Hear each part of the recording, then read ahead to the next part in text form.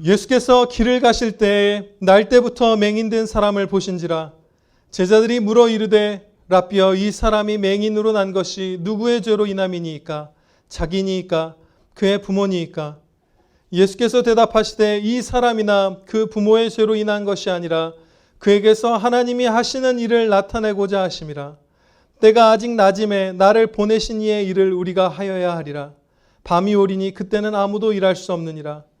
내가 세상에 있는 동안에는 세상의 빛이로라. 이 말씀을 하시고 땅에 침을 뱉어 진흙을 이겨 그의 눈에 바르시고 이르시되 실로암 못에 가서 씻으라 하시니, 실로암은 번역하면 보냄을 받았다는 뜻이라. 이에 가서 씻고 밝은 눈으로 왔더라. 아멘. 본문 말씀 요한복음 9장 1절로부터 7절 말씀, 작은 믿음과 순종의 시험과 큰 은혜라는 제목으로 하나님의 말씀 선포하도록 하겠습니다. 작은 믿음과 순종의 시험과 큰 은혜라는 복된 제목으로 본문 말씀 선포하겠습니다. 본문 말씀은 예수님께서 길을 가시다가 날때부터 맹인된 자를 보시고 그를 고쳐주신 사건이에요. 이 사건에서 우리는 수십 가지가 넘는 너무나 복된 생명의 진리들을 배울 수 있지만, 오늘은 크게 5가지 진리의 5부분에 주목해서 본문 말씀을 배우도록 하겠습니다. 첫 번째입니다. 하나님께서 항상 보응의 원리로 통치하시는 것은 아니다 라는 진리입니다. 보응의 원리란 죄악을 범하는 자에게는 이 땅에서 어떤 징계나 고난을 주시고, 거룩하게 하나님 말씀대로 충성되게 사는 자녀에게는 이 땅에서 복과 은혜들을 주시는 그런 통치, 이것이 바로 보응의 원리를 따르는 통치죠. 하나님께서는 이 보응의 원리로, 일반적으로는 이 보응의 원리로 이 세상을 다스리십니다. 이 보응의 원리가 아주 많은 경우에 하나님께서 적용되게 하세요. 적용하여 주시는 것이에요. 충성하는 자녀에게 은혜를 더하여 주시고, 불충성하는 불신자분들이나 성도들에게 징계를 주시고 고난을 주시고. 그런데 보응의 원리로만 하나님의 통치가 이루어지지 않고, 보응의 원리를 넘어선 다른 지혜로운 통치들도 하나님께서 베푸신다는 것이에요.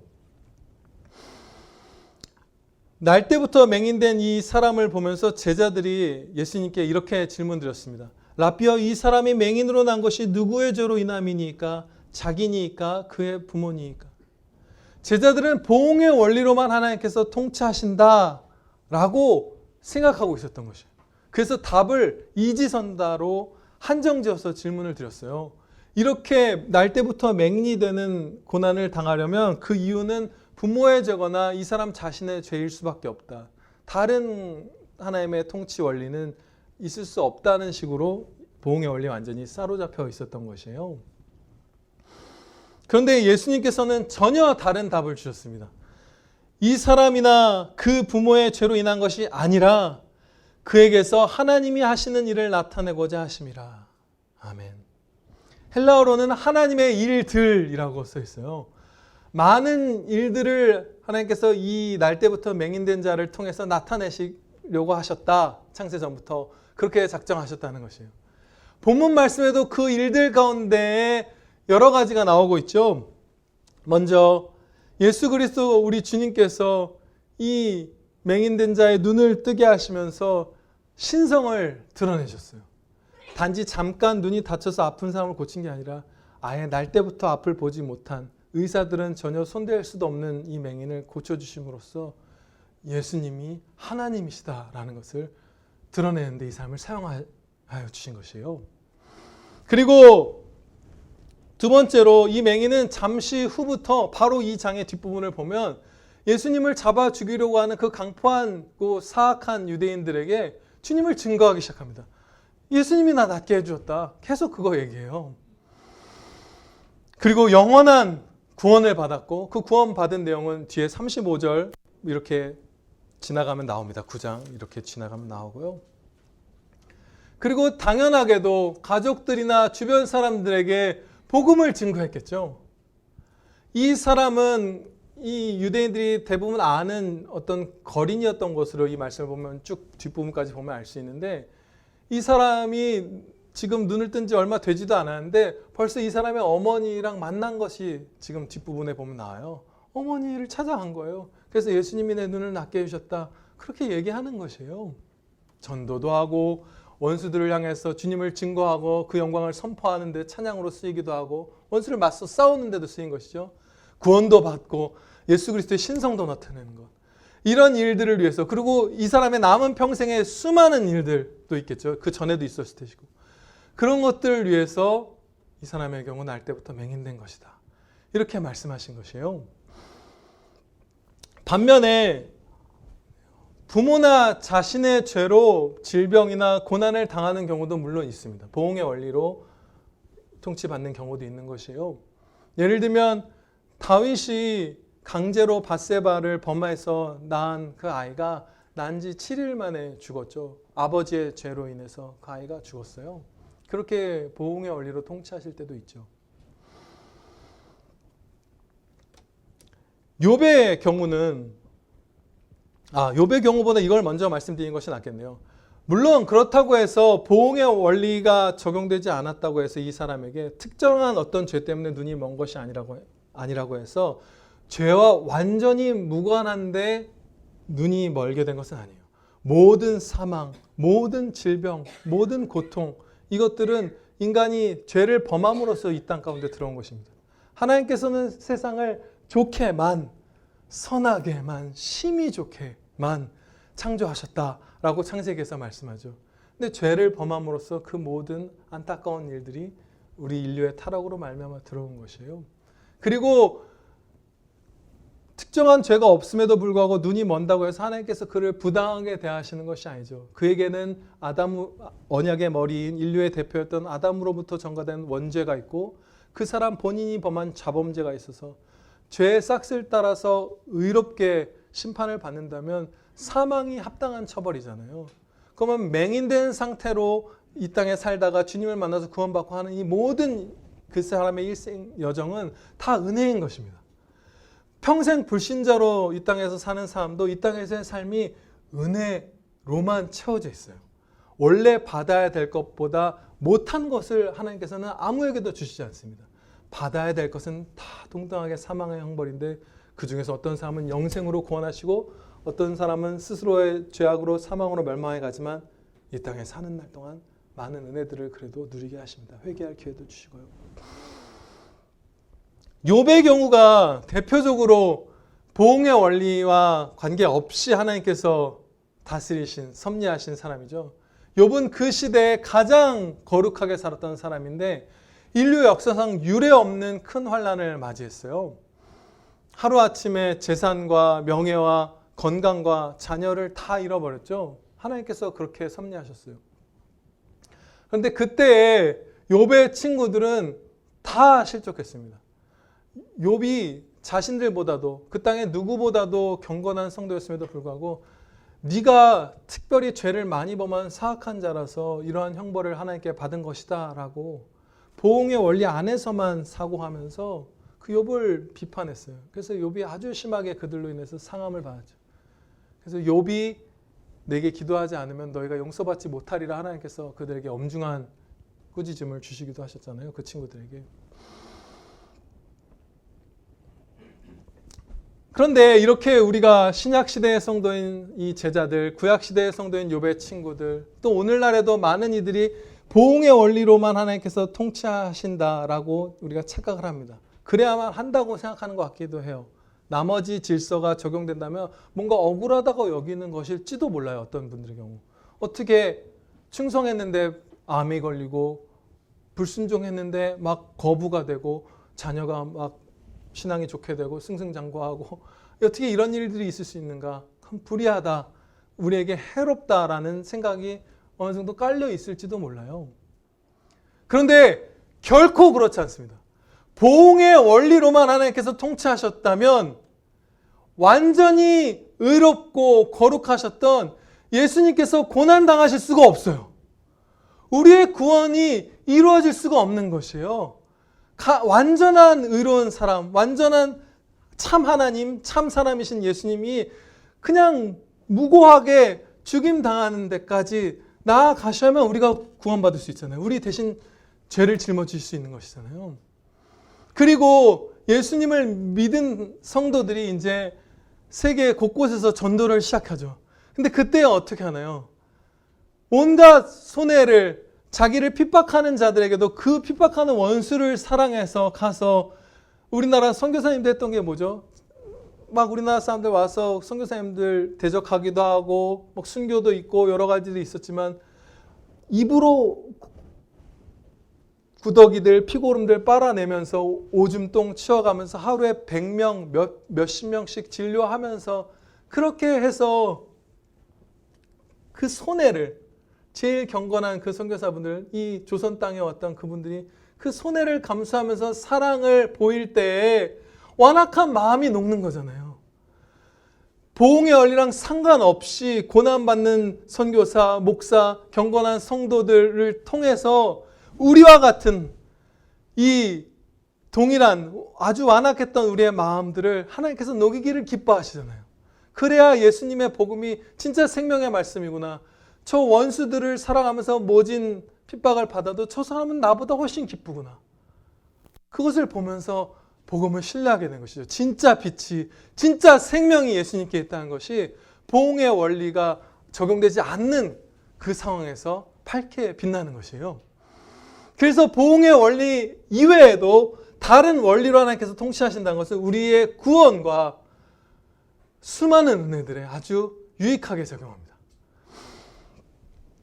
이제 두 번째 부분으로 나아가겠습니다. 우리는 다른 사람의 죄에 관심을 두지 말고 내 죄를 돌아보며 회개하는 데 집중해야 합니다. 내 죄를 이기고 주님을 따르는 데 집중해야 하는 것이에요. 제자들의 이 질문이 물론 어리석은 질문이었죠. 근데 합당한 질문이었다고 가정을 한번 해볼게요. 그래서 이 사람의 맹인된 이유가 정말로 둘 중에 하나였던 것이에요. 부모의 죄 때문이거나 이 맹인 자신의 죄 때문이었던 것이에요. 그래서 그 답변을 들으면 이 제자들에게 무슨 유익이 있죠? 이 사람의 부모가 진짜 나쁜 죄를 졌어. 아니면 이놈이 진짜 나쁜 죄인이야, 본인이야, 당사자야. 그 얘기를, 그 정보를 얻으면 이 제자들에게 도대체 무슨 유익이 있나요? 아무것도 없어요. 제가 알기로는.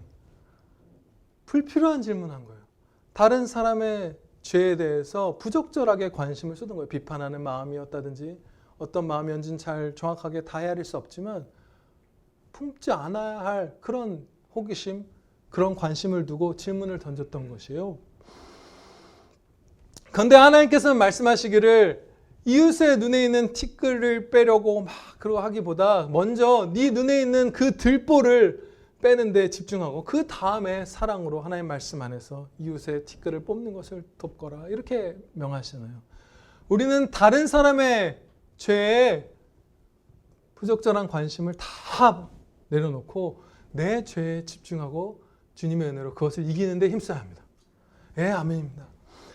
세 번째 부분으로 나아가도록 하겠습니다. 주님이 함께 하셔야만 거룩한 삶을 살 수 있습니다. 예, 아멘입니다. 제자들의 질문에는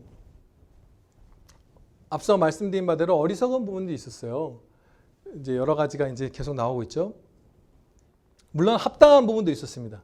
사람의 이 장애나 질병이 근본적으로는 가장 뿌리로는 죄악의 바탕을 두고 있다는 생각을 이 제자들이 했기 때문에 맞는 부분이 있었어요. 진리에 합한 부분이. 그렇지만 이들의 질문은 크게 세 가지 어리석음을 담고 있었어요. 두 가지는 이미 살펴봤습니다. 하나는 보응의 원리만이 하나님의 통치 방식이라고 생각을 했고, 또 두 번째는 다른 사람의 죄에 대해서 막 부적절하게 관심을 쏟았죠. 근데 세 번째를 살펴보면 정말로 신기하게도 이상하게도 이 유대인인 이 제자들이 윤회사상에 빠져 있었던 것 같아요. 근데 윤회사상은 우리는 불교를 통해서 익숙하지만 윤회라는 것은 저는 요번에 이제 알았던 부분인데 피타고라스도 일종의 윤회사상을 주장했던 종교 지도자 같은 사람이더라고요. 그래서 피타고라스나 이런 사람들의 영향을 받은 사람들이 말하는 바는 영혼이 이 몸 저 몸을 이렇게 이 몸에 살다가 죽으면 저 몸에 가고, 그럼 이전 몸에 살았을 때 행한 죄값이나 이런 거를 요번 몸에서 받고, 거의 뭐 우리가 아는 윤회 사상과 비슷한 것이죠. 그것을 기원전 5세기 6세기에 헬라 철학자들도 말해 왔었어요. 근데 그 영향이 유대 사회에도, 혹은 뭐 자신들 나름대로 그 자생적으로 생각해낸 것일 수도 있죠. 윤회 사상을 죄악되게. 그 영향이 이 예수님께서 오셨을 무렵에 유대인들 사회에다 퍼져 있었다고 합니다. 그래서 이 제자들이 말한 것을 보면 좀 이상한 부분이 있어요. 이 제자들은 이 맹인이 날 때부터 맹인이었던 것을 알고 있어요. 2절의 하반부입니다. 이 사람이 이 맹인으로 난 것이 누구의 죄로 인함이니까? 후천적으로 무슨 죄를 살다가 자범죄로 인해서 맹인된 게 아니라 그냥 애초에 날 때부터 맹인이었던 것을 알고 있었어요. 그런데 이 맹인 본인의 죄로 이렇게 났습니까? 라고 묻는 건 뭔가 낳기 전에 죄가 있었다는 그런 가정을 하고 있는 것이에요. 혹여 아니면 엄마 뱃속에서 출산하기 전에 뱃속에서 맹인이 될 만한 어떤 죄를 지었다라고 생각했던 것일 수도 있겠지만 거의 이 윤회 사상에 빠져 있었던 게 확실해 보여요. 아주 이상한 것이죠. 아주 어리석은 상태에 빠져 있었던 것이죠. 이처럼 제자들이 마음의 어리석음과 죄악을 따라서 예수님께 질문을 드렸을 때 예수님께서 어떻게 반응해 주셨나요? 이들의 어리석음과 죄악을 바로잡아 주셨죠. 진리를 선포하심으로써 바로잡아 주시고, 또한 이 맹인을 아주 섬세한 사랑이에요. 뒤쪽에 보다 보면 이 예수님께서 하신 모든 과정들이 섬세한 사랑으로 고쳐주시면서 어떻게 행해야 하는지 그 거룩한 본, 사랑의 본을 완전하게 보여주셨어요. 이 제자들이 그 어리석음과 죄악으로 미끄러져 가는 데에서 생명의 길로 확 들어 올려주신 것이죠. 예수님이 곁에 계셨기 때문에 이들은 거룩한 삶을 살 수 있었던 것입니다. 이것이 세 번째의 핵심이잖아요. 오늘 설교에.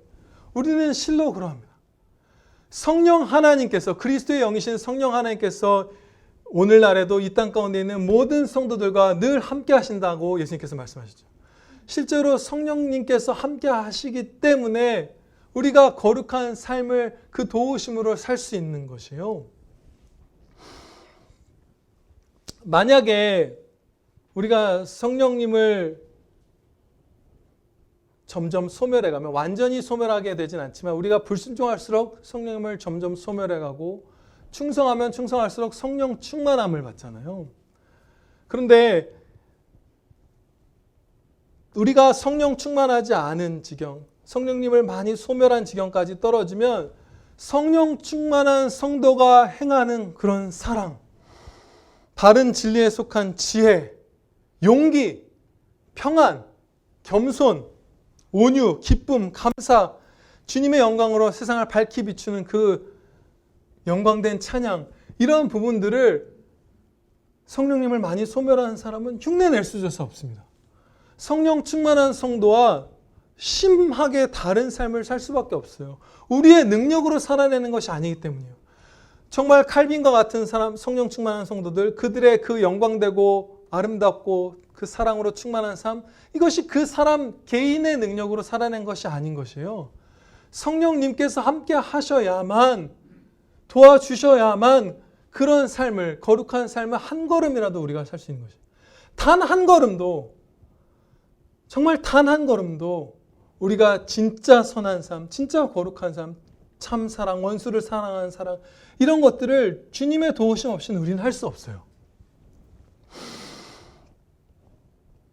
그래서 항상 주님을 의지해야 하고, 말씀대로 살고, 말씀에서 가르쳐 주신 바대로 성령님을 구하면서, 성경 말씀 배우면서 성령 충만함을 받아야 합니다. 그래야 우리의 삶이 복된 삶이 되는 것이에요. 사랑할 수 있는 자들이 되는 것이에요. 평안할 수 있는 자들이 되는 것이에요. 우리가 스스로의 능력으로 할 수 없습니다. 주님께서 그것을 여기서 보여주셨어요. 이 제자들을 도와주신 그 주님이 지금 여러분 한 사람 한 사람과 함께 하십니다. 예, 아멘입니다. 네 번째 부분을 살펴보도록 하겠습니다. 이 땅에서의 마지막 순간까지 하나님께서 명하신 일에 충성하는 것입니다. 아멘입니다. 그것이 우리에게 이 본문 말씀을 통해서 가르쳐 주신 진리예요. 예수님께서 그렇게 살고 계시고 그렇게 살아야 한다고 말씀하시죠. 4절부터 5절 말씀입니다.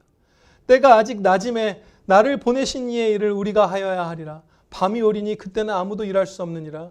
내가 세상에 있는 동안에는 세상의 빛이로라. 아멘. 우리가 이 땅에 사는 그 마지막 날, 그 마지막 순간까지가 우리 각 사람의 낮입니다. 예수님께서 이 땅에서 공생애를 보내셨던 것이 주님의 낮이었고, 우리가 성령님께서 우리와 함께 하시는 가운데 이 땅에서 숨이 붙어있는 그 마지막 순간까지가 우리에게 주어진 낮, 우리가 수고할 수 있는 이 땅에서 그 기회들이에요. 그 전체가, 우리의 생애 전체가 숨이 붙어있는 한 우리는 주님을 섬길 수 있어요. 영광되게. 기도로든 무엇이로든. 그런데 이 충성을 빨리 끝내고자 하는 그런 열망, 그런 것이 좋다라고 하는 가르침이 세상에는 당연히 있어왔죠. 뭐 유튜브나 이런 데 보면 많이 나오잖아요. 40살에 27억을 모으고 조기 은퇴한 사람의 뭐 자기 경험담, 뭐 어떻게 그걸 조기 은퇴를 이룩했는지.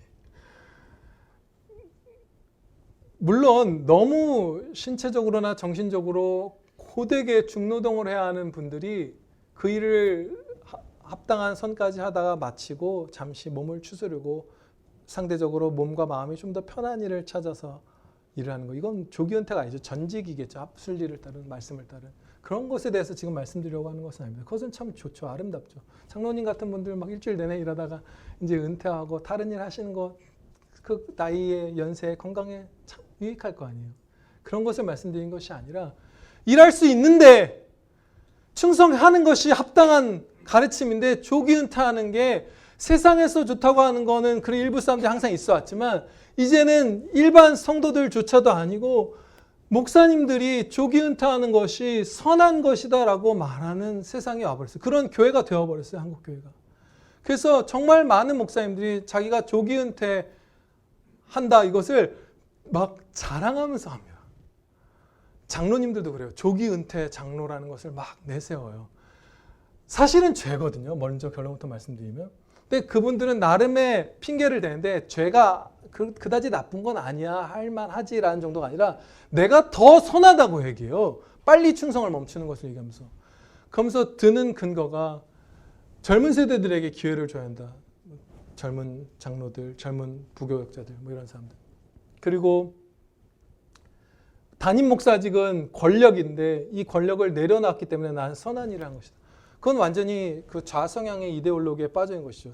그 세상을 힘의 대립구도로만 보는 그런 분들, 그런 목사님들이 주로 그렇게 주장을 하고 그런 이유를 대고, 또 어떤 분들은 한 교회에서 오래 사역을 하다 보면 교회를 자기의 소유물로 여기기가 쉽대요, 목사가. 그래서 빨리 사역을 그만둬야 된대요. 나는 욕심 부릴까 봐 빨리 그만두는 청렴한 사람이라고 얘기하는 것이에요. 그러면서 일할 수 있는데 빨리 충성을 그만두죠. 다 거짓말이에요. 그런데 모든 종들, 모든 우리 성도들은 이제 밤이 되면 주인이신 하나님 앞에 나아가서 이 땅에서 일한 바를 결산해야 될 때가 옵니다. 낱낱이 주님 앞에 우리가 행한 바를 다 고해야 돼요. 그 결산의 때가 와요. 그러면 주님께서 이렇게 말하실 때 우리의 심정이 어떨까요?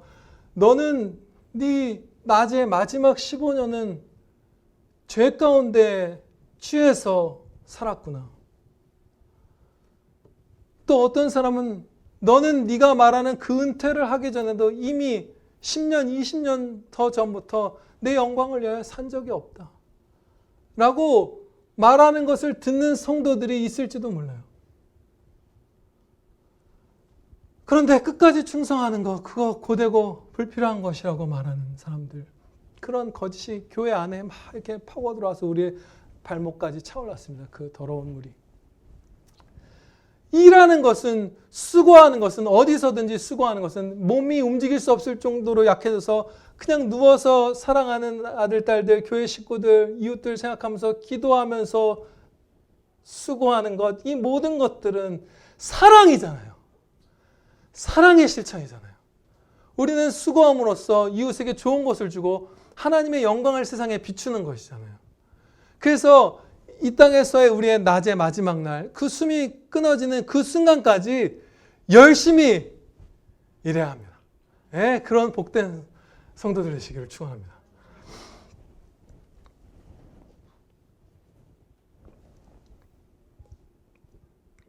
마지막 5번째 부분을 살펴보도록 하겠습니다. 작은 믿음과 순종을 요구하시는 시험을 주시고 큰 은혜를 주십니다. 이것이 하나님께서 많은 경우 역사하시는 방법이에요. 아주 작은 믿음의 시험, 순종의 시험을 주시고 그것을 우리가 이렇게 잘 통과했을 때 엄청난 은혜를 주십니다. 네, 이 장면이 그렇죠.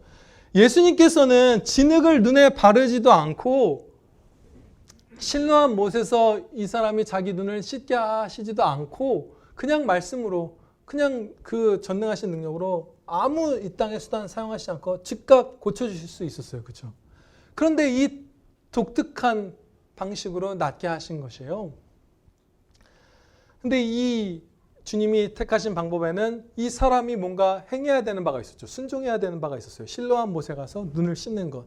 이 순종의 그 부분이 들어있었던 것이죠. 주님의 치료 방식에는.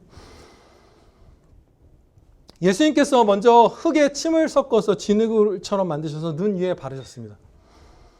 침에 어떤 특별한 효력이나 의미가 있었다기보다는 물을 구하실 수 없었기 때문에 눈 위에 진흙을 덮으시려고 하는데 그 침을 사용하셨던 것 같아요. 어떤 더 많은 의미를 여기다 우리가 찾는 것은 성경적으로 되게 어려울 것 같아요.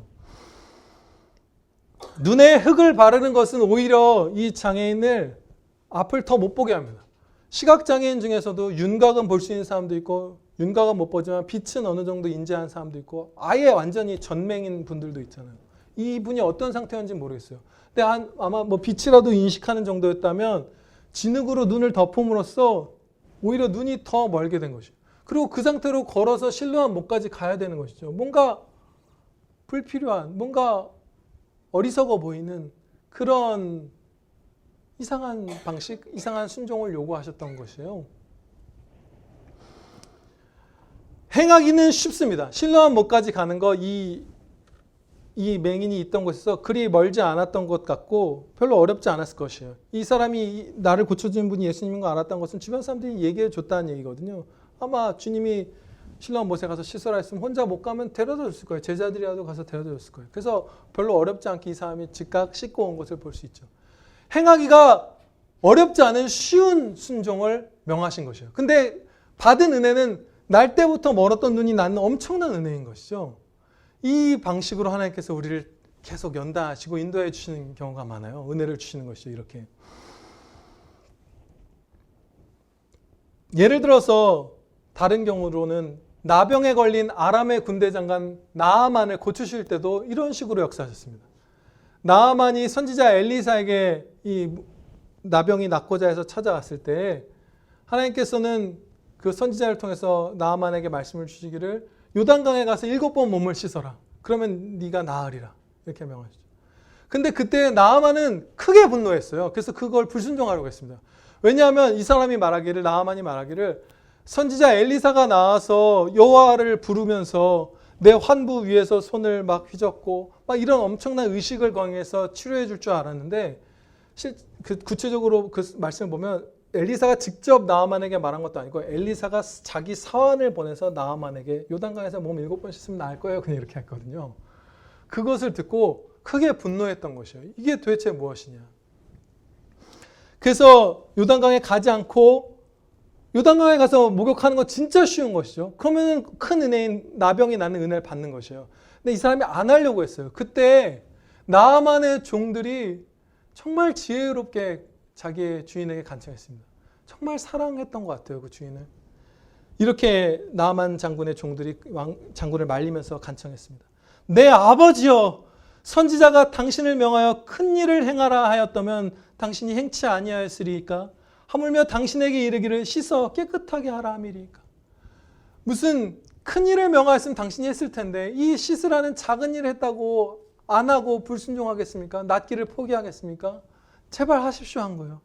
근데 실제로 이 나아만이라는 사람, 우리도 많은 경우 그러겠죠. 큰 일을 명하셨으면 했을지도 몰라요.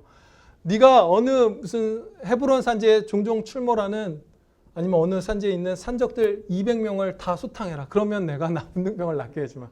그러면 이 용맹한 장군은 하고 갔을 거예요. 그래, 그건 내 나병을 낫는데 합당할 만한 하나님의 명령이지 하면서 했을 거예요. 근데 목욕 7번 해라. 그러면 내가 너 낫게 해줄 거다 라고 말할 때에는 주님을 믿지 않고 순종하지 않았던 것이에요. 나아만이나 본문 말씀의 맹인이나 왜 이런 방식을 택하실까요? 그냥 고쳐주시는 것도 안 하셨고 크고 어려운 일을 명하시면서 고쳐주시는 것도 안 하셨죠.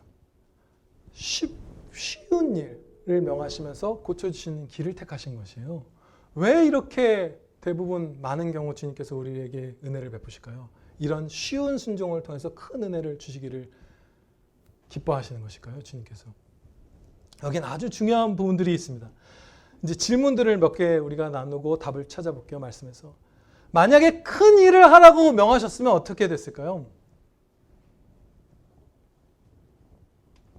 맹인이나 나아만이나 우리나 어떤 큰 일을 행하면 너의 이런 문제가 해결하게 되게 해줄게, 이런 은혜를 줄게 했으면 그 큰 일을 행한 다음에 이런 생각을 하실 것입니다. 나는 이 은혜 받을만 하지. 사실은 은혜라고 생각하는 게 아니라 내가 일한 대가라고 생각하는 거예요. 나는 주님과 거래를 했다. 주님의 백성들이 사는 헤브론 산지에 산적 200명을 잡아들였으니까 내 문둥병은 낫게 해주신 것이 마땅하지. 거래한 거예요. 그렇게 생각할 소지가 크죠. 우리의 죄악성을. 그것을 방지하시는 것이에요. 큰 충성을 명하시지 않는데. 또 한 가지 이유는 정말 어렵고 큰 충성을 요구했다면 이 나아만같이 용맹한 사람들은 했을지 모르지만 진짜 마음이 연약해서 꺼져가는 심지와 같은 상태에 있는 성도들은 그 순종 포기하고 은혜를 그냥 나와는 무관한 것으로 여기고 자포자기 했을 것이에요. 그래서 주님께서는 아주 큰 거대한 충성을 해라. 그러면 은혜를 주리라. 이렇게 인도하시지 않는 것이에요. 또 두 번째 질문입니다. 아무 일도 명하시지 않고 그냥 도와주셨다면 어떻게 됐을까요? 어떤 믿음과 순종의 시험도 하시지 않고 그냥 도와주신 것이에요. 이 질문 안에서 세 부분으로 나눠서 살펴보겠습니다. 만약에 그렇게 그냥 은혜를 베푸셨다면, 그냥 눈을 낫게 하셨다면 신뢰한 못에 가지 않고, 첫째로 주님을 신뢰하면서 걸음을 내딛는 그 복된 믿음과 순종의 연단의 기회를 갖지 못합니다. 이것은 굉장한 것이잖아요. 나를 진짜로 완전하게 보호하실 수 있는 아버지, 전능하신 아버지, 나를 죽기까지 사랑하시는데 주님이 계시는데 그 주님을 신뢰하지 못하면 너무나 가엾고 어리석은 자잖아요. 그 어리석음, 그 가여운 상태를 극복할 수 있는 믿음과 순종의 시험이 우리에게 필요한데 그 연단받을 기회가 없어지는 것이에요. 그냥 은혜를 계속 그냥 주시기만 하면 그 복된 기회가 없는 것이죠. 또한 다음으로 두 번째로는 우리가 사랑과 은혜를 받은 것을 아예 자각하지 못할 수도 있습니다. 아무런 믿음의 순종 없이 그냥 필요한 걸 팍팍 꽂아주시면 우리가 은혜 받았다는 것조차도 자각하지 못할 가능성이 아주 큽니다. 기억하지 못한 것은 당연하고요. 왜냐하면요, 우리가 몸의 나음을 받으면 그래도 어느 정도 기억할 수 있을지 몰라요. 근데 몸이 나아도 낫게 해주세요. 제가 뭐 허리가 너무 아파한다면 나은 다음에 기도 안 드려보신 분 있죠. 우리가 그렇게 은혜 받은 걸 잊거나 하는데 영적인 은혜는 더 잊기 쉽습니다. 우리의 지금 연약한 어리석은 상태가 영혼의 은혜들을 받았을 때는 잊기가 쉬워요. 근데 영혼의 은혜는 육신에 주시는 은혜보다 더 큽니다. 더 중요한 은혜예요. 대한민국이 지난달, 아니죠, 7월 말이죠. 지지난달 제가 어떤 뉴스에서 봤는데 남성들이 세계 평균 수명 3위래요. 여성분들은 2위래요. 엄청 건강한 거예요. 몸으로는 우리가 어느 나라 사람들 못지않게 엄청난 은혜를 받고 있는 거예요. 비만도 없고 고도 비만은 거의 없죠. 태어나서 여러분들 미국이나 이런 데 계신 150kg 이렇게 되는 분들 보신 적도 거의 없죠. 우리나라 분들. 진짜 건강하게 막 병원 팍팍 다니면서 좋은 거 먹고 야채 먹고 고기 먹고 쉴 때 쉬고 그렇게 바쁘다고 하지만 사실은 그렇게 고통스럽지 않은 거예요. 그러면 이렇게 오래 살 수가 없어요. 정말 오래 살고 있는 것이에요. 그리고 경제력을 그때 막 나타낸 어떤 기사 같은 걸 봤는데 저와 여러분들이 살고 있는 서울이나 경기 수도권에 있는 우리나라 사람들의 소득이 한 수십 년 전에 여기 집사님들 막 20대 때 제가 10대 막 이럴 때 우러러 보았나요? 아무튼 범접할 수 없어 보였던 서유럽의 그 유명한 나라들 지방 도시들 웬만한 데 사는 사람들보다 더 부유해요. 무슨 영국의 어디, 독일의 어디, 프랑스의 어디, 이태리의 어디 사는 사람보다 지금 이 수도권에 사는 한국 사람들이 돈이 더 많아요. 더 돈도 많이 벌고 세계에서 2위, 3위로 장수하고 1위를 이제 대한민국이 차지할 거라고 학자들이 예상하죠. 우리가 일본을 앞질러서 제일 오래 살게 될 가능성이 크다고 얘기하는 사람들이 있어요. 그러면 우리가 평안한가요? 그러면 우리에게 문제가 없던가요? 죽겠다는 생각, 진짜 죽을 것 같은 그 지경에 우리가 안 빠지던가요? 아니죠. 예, 영혼이 훨씬 중요한 거예요. 우리의 중심은 영혼에 달려있는 것이에요. 영혼의 은혜가 시급한 거예요. 갈급한 거예요. 그런데 그 영혼의 은혜는 받아도 눈에 보이지 않기 때문에 이 어리석은 우리가 받았는지도 자각을 못하는 때가 많은 것이에요.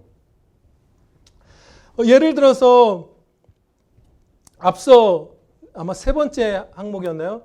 큰 틀에서 성령님께서 함께 하시며 도와주시지 않으면 우리가 거룩한 삶, 사랑의 삶, 찬양의 삶 이런 것들을 한 걸음도 살 수 없다라는 이 진리. 제가 이것을 하나님 말씀을 선포했잖아요. 이것은 그야말로 성경 말씀 그 자체인데 제가 이 진리를 깨닫기까지 신앙생활을 20년 넘게 해서 알았어요.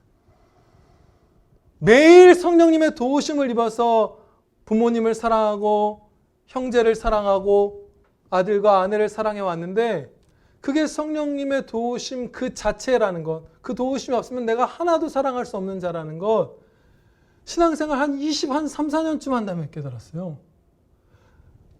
저만 얻은 건 아니죠. 아니겠죠. 저만 바보 같은 사람은 아니겠죠. 여러분 나름의 어리석음이 있을 거예요. 부패한 우리 인류의 공통점 때문에. 이만큼이나 우리가 영적인 은혜에 대해서 둔감합니다.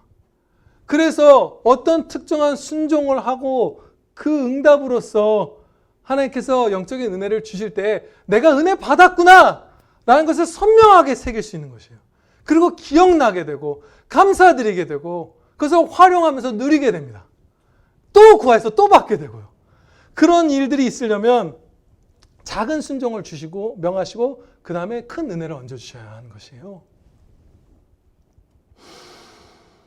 그리고 이 질문 왜 아무 일도 명하시지 않고 그냥 도와주시지 않았을까의 마지막 세 번째 답변은 아무런 믿음과 순종 없이 그냥 은혜를 막 부어주시면 주님과의 사랑의 교제가 결코 깊어지지 않습니다. 기도도 안 드리고 주님 생각도 안 하고 그냥 멋대로 사는데 은혜는 막 주시는 거예요. 그러면 부모님에게 아무것도 요구하지 않고 그런 자녀들과 부모 사이에 사랑이 싹틀 수 있을까요? 자녀가 뭘 요구하기도 전에 그냥 통장에 돈 팍팍 꽂아주고 지갑에 5만 원짜리 10장씩 꽂아두고 그냥 제주도 영어마을로 유학 보내고 서울에 살면서 마음대로 해, 하고 싶은 거 다 해라고 하면 그 자녀가 부모를 신뢰하고 사랑할까요? 아니죠. 엄마 저 이게 필요해요. 아 그러니 왜 이게 필요해? 대화도 나누고 고민도 해보고 또 달라고 해서 사랑으로 주는 것도 경험하고 그럴 때 부모와 자녀의 사랑이 싹트잖아요. 하나님과의 관계도 그렇습니다. 그냥 막 살아가는데 우리가 필요한지도 몰랐던 거 앞에 계속 탁탁탁탁 주시면서 하나님께 기도드리지도 하나님을 찾지도 말씀을 묵상하지도 않고 그냥 맘대로 살아가게 냅두면 유일한 원천, 생명과 기쁨의 유일한 원천, 우리의 모든 것 대신 하나님과 전혀 가까워질 수가 없는 것이에요. 그래서 아무 믿음과 순종의 시험이 없이 큰 은혜들을 막 주시는 방식, 이것을 대부분 택하시지 않는 것이에요. 먼저 작은 순종을 요구하는 것이죠. 지금까지 살펴본 바대로 작은 믿음과 순종을 명하시고 그것을 행했을 때 큰 은혜를 주시는 것, 이것이 우리에게 너무나 유익합니다. 다시 한번 여기 원래 요약해서 말씀드리려고 했는데 말씀 안 드릴게요. 기억나게 해주시기를 바랍니다. 메모하신 분들은 다시 보셔도 좋고요. 그렇다면 이제 우리에게 오늘날 명하시는 작은 믿음의 순종은 대표적으로 무엇이 있을까요? 주일에 예배드리는 것. 정말 별거 아니죠. 어떻게 보면 1시간 40분, 30분, 1시간 반 정도 와서 예배드리는 것. 기도드리는 것.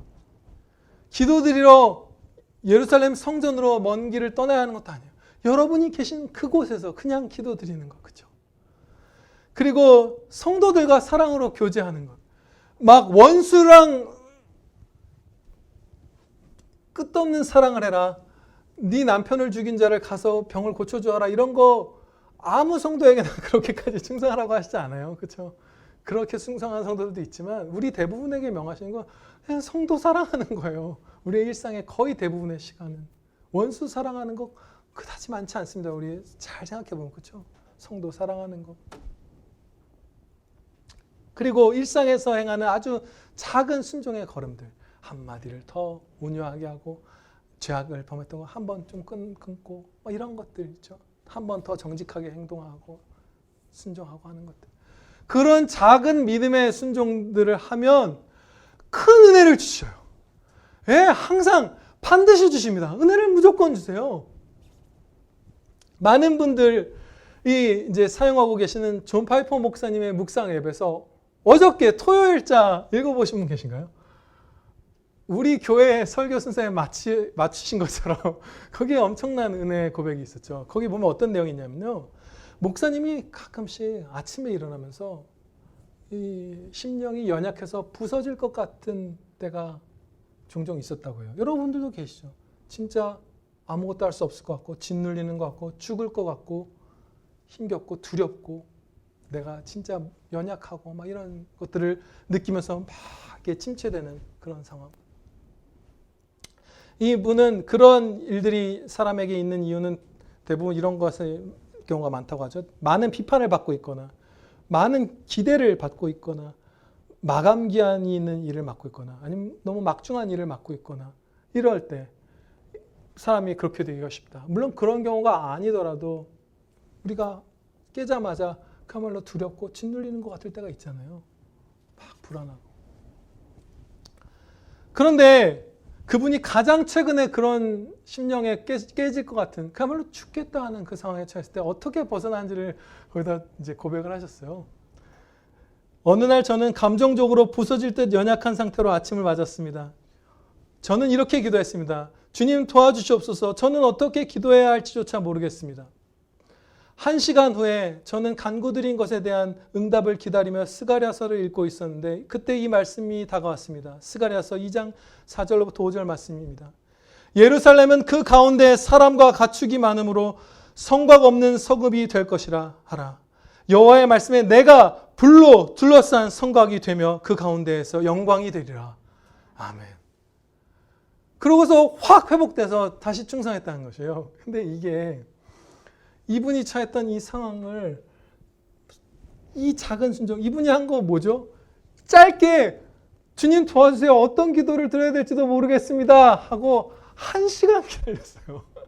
1시간 기다리고 기다리면서 당연히 하나님 말씀 읽는 게 시간만 있다면 읽는 게 유익하겠죠. 이 생명의 말씀이니까 그거 읽으면서 1시간 기다렸던 것이에요. 그런데 그 죽을 것 같은 상태에서 벗어나는데 성도든 불신자든 이것에서 벗어나려고 우리가 일반적으로 취하는 방법은 엄청나게 큰 수고들이죠.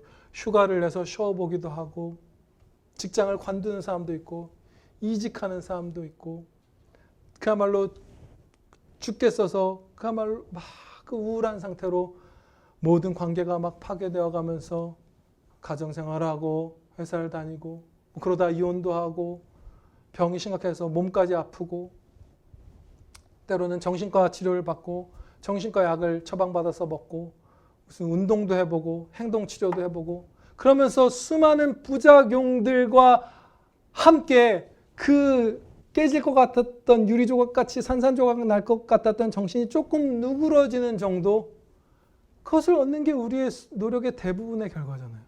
아니면 거기서 시원하게 벗어나서 막 힘차게 날아오르는 것, 그런 수단들로 우리가 가능하던가요? 막 운동하면 여러분 좋은 조기축구 동호회 찾으면 그게 날아가던가요? 제가 한창 우울증 걸려서 40일, 50일씩 집에서 안 나오고 있을 때 조기축구하러 가봤는데 똑같아요.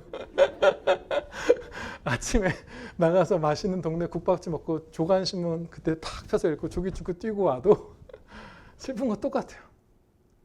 나 잠깐 기도드리고 1시간 기도응답 믿음으로 기다렸는데 그 엄청난, 세상 사람들은 목숨까지도 끊는 그 고통에서 벗어나게 해주신 것이에요. 작은 충성에 큰 은혜를 주시는 것이죠. 그런데 신기하게도 이것이 토요일날 우리에게 주셨는데 아마 이 진리를 우리에게 진짜 깊이 새겨주시려고 하는 것 같습니다. 그것이 확실합니다. 저는 금요일날 이런 상황을 겪었어요. 아침부터 진짜 아무것도 할 수 없을 것 같고 짓눌리고 두렵고 도망치고 싶은 그런 상태. 이 목사님도 그 부분 도망치고 싶었다 이런 얘기해요. 그런 상태에 빠져 있었어요. 그렇게 몇 시간을 아침부터 보내다가 이제 운동을 하러 나갔습니다. 이제 조깅을 하거나 뛰려고. 근데 사실은 운동하러 나가면 안 되었던 상황이었던 거예요. 이제 간절히 이제 믿음으로 부르짖었어야 할 때죠. 그것을 이제 깨달음을 주셔서 뛰지 않고 이제 동네 이제 조용한 길을 걸으면서 기도를 드렸어요. 은혜 주시기를, 용서해 주시기를, 긍휼히 여겨 주시기를, 성령님을 주시기를, 성령 충만함 주시기를, 힘 주시기를, 도와주시기를, 이런 것들을 이제 기도드리면서 10분을 걸었는데 10분 기도드렸는데 그 죽을 것 같은 그 고통에서 벗어나는 것만이 아니라 너무 기쁘게 해주셔서 제가 조깅하다가 인도에 무릎 꿇고 기도를 드렸어요. 너무 은혜가 커서 그러다가 다시 걷다가 은혜를 계속 부어줘서 또다시 무릎 꿇고 그 길가에서 기도하고 왔는데 그때 주셨던 방식도 비슷해요. 오늘 본문 말씀의 그 세 번째를 깨닫게 해주신 것이요. 오늘 우리가 살펴본 주목한 5군데 중에서 내가 너와 함께 하여야만 네가 그 거룩한 삶, 행복한 삶, 찬양의 삶 살 수 있다. 그런데 내가 너와 함께 한다. 그것을 깨닫게 해주심으로써 확 살아나서 오늘 여기 설교할 수 있었던 것이에요. 그 전에는 몰라 목사님께 설교를 부탁해야 하나, 죽었다 큰일 났다. 정말 난 망했다 했었는데 10분을 기도드림으로써 그 큰 은혜를 받았어요. 너무 기뻐서 어찌할 바를 모르겠네요.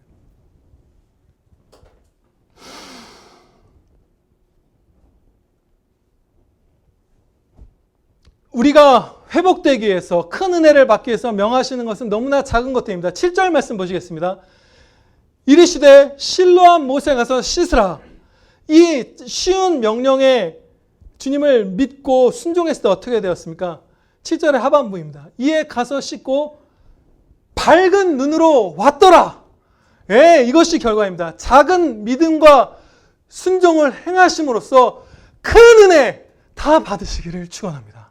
예, 기도드리시겠습니다.